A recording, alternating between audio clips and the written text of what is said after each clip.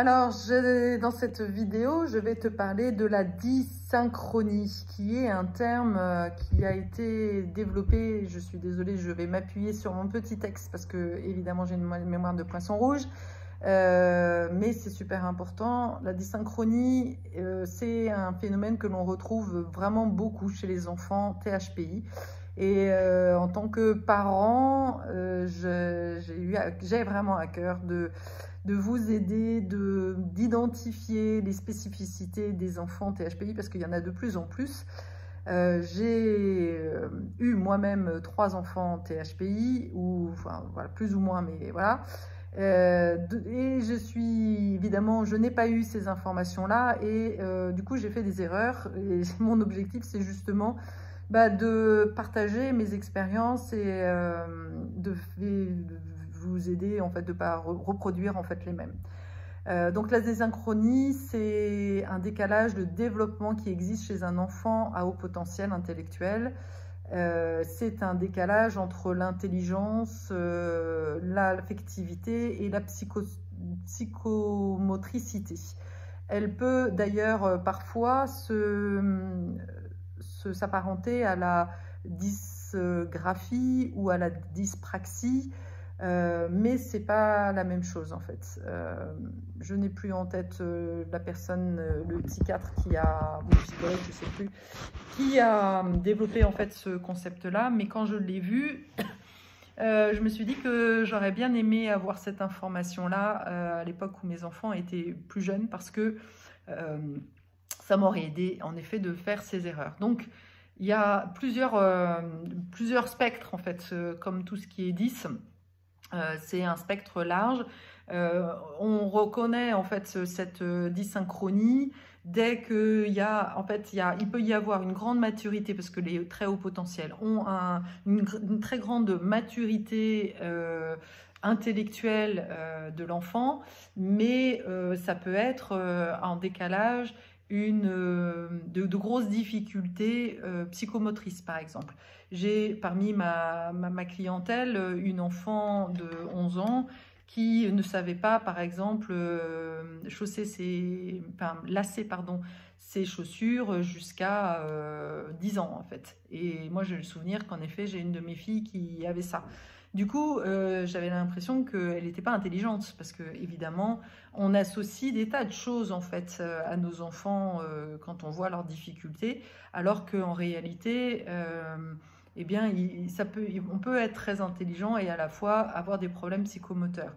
Ça se retrouve aussi dans la façon d'écrire. C'est-à-dire qu'un enfant peut avoir à la fois une écriture vraiment très petite, un peu l'écriture de médecin, un peu tremblante, tout ce genre de choses. Et à la fois, si ça le passionne, il peut être capable de faire des maquettes super fines, en fait. Donc, tu vois que c'est vraiment très spécifique et c'est très particulier. L'autre chose, c'est aussi la dysynchronie. On la retrouve aussi dans le côté affectif, dans la difficulté à être en relation avec les autres, qui peut se manifester par un langage parfois un peu abrupt, un peu brut de fonderie, qui peut s'apparenter d'ailleurs parfois à des traits autistiques, où on est cash comme ça et il n'y a pas de filtre en fait. Et l'enfant ne comprend pas qu'ensuite il n'a pas d'amis parce que il dit les 4 vérités et pour lui c'est normal en fait. Ça peut aussi se remarquer dans la restitution en fait d'un travail. L'exemple que l'on retrouve souvent, c'est par exemple un enfant qui trouve le résultat en mathématiques, par exemple, mais qui ne va pas comprendre, qui ne va pas être capable de faire la restitution de tout le fonctionnement.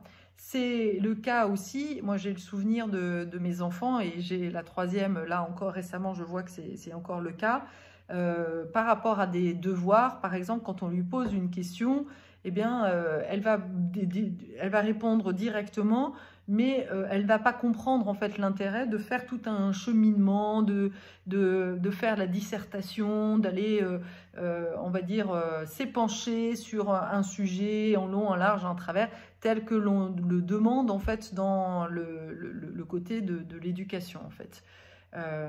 Donc ça peut être très difficile du coup à l'école. Il y a aussi une immaturité donc affective et de l'anxiété qui peut amener en fait de grosses difficultés à gérer des problématiques de l'ordre du quotidien. C'est ce qui peut d'ailleurs amener aussi à des TOC. C'est qu'il y a des choses dans le quotidien qui peut être compliqué alors que le reste du temps, tout se passe bien en fait.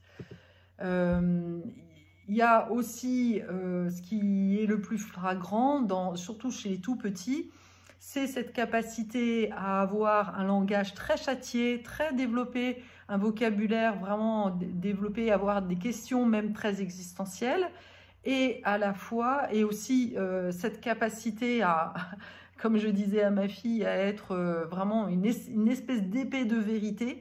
C'est-à-dire que l'enfant va tout de suite se capter la faille en fait des adultes. Et il y a vraiment une très grande intelligence qui pourrait être perçue comme de la manipulation, mais chez un enfant de moins de 7 ans, la manipulation n'existe pas. Ça, il y a vraiment des études qui ont démontré ça, mais pour l'avoir vécu, j'avais l'impression que ma fille voulait prendre le contrôle sur moi.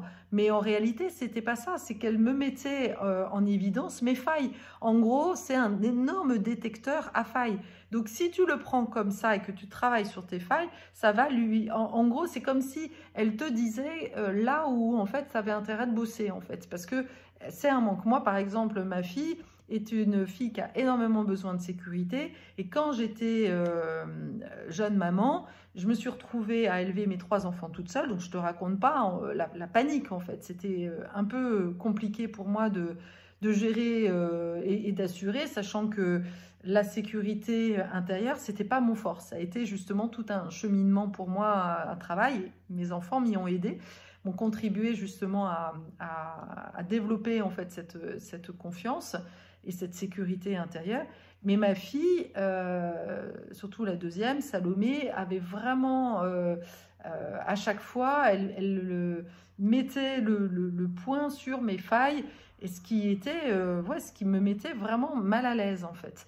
Et pendant très longtemps, d'ailleurs, elle m'a permis vraiment de faire ce travail sur moi. Le risque, quand on a une enfant qui est aussi immature que ça et qui laisse à penser que voilà, elle va te donner des conseils, elle va te dire, et il y a la plupart du temps, c'est très pertinent. Donc, le risque, en fait, c'est de prendre cet enfant comme une petite adulte et du coup, de lui demander son avis sur tout et sur n'importe quoi. C'est absolument un énorme risque et je t'encourage de ne surtout pas tomber dans ce travail-là parce que même s'il y a une maturité intellectuelle, je dirais même plutôt spirituelle, l'enfant est très connecté à sa source. Donc elle a des messages des guides. Bon, ça, c'est si tu y crois, mais peu importe si on y croit, si on n'y croit pas.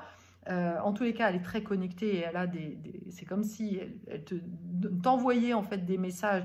Et là, tu as vraiment intérêt de l'écouter. Mais attention de ne pas lui donner en fait les rênes pour décider de choses qui sont de l'ordre de l'adulte. Parce que ça va la mettre en insécurité en fait. Elle a besoin d'être rassurée, elle a besoin de toi, en fait, de sentir que justement, tu es l'adulte sur lequel elle va pouvoir se reposer et sur lequel elle peut compter, en fait. Ça, c'est vraiment fondamental. Voilà pour la dysynchronie. J'espère vraiment que ça t'aura aidé en tant que maman, en tant que papa aussi, pour mieux comprendre ton enfant. En tous les cas, c'est vraiment ce à quoi j'aspire parce que ça fait partie des gros défis de notre